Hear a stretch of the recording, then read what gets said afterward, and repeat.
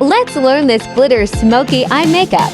After finishing Mapley primer, applied eye concealer, then set with powder. Has taken light brown color. Have to blend well. Then take dark brown. Third, I took black color. Mascara, eyelash, eyeliner,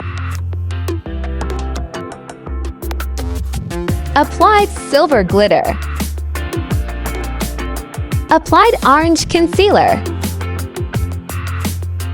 blend properly. After that, I set with powder.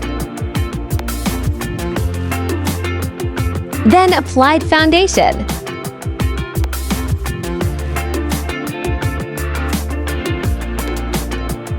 Blend properly.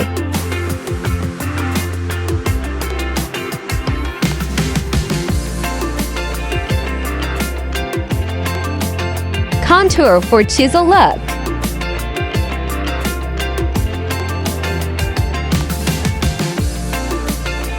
Applied cheek tint. Blend properly. Applied compact. Powder contour plus blush. Eyebrows filling. Fixer. Highlighter. Lip lining. Applied lipstick. Gloss. And here is the final look.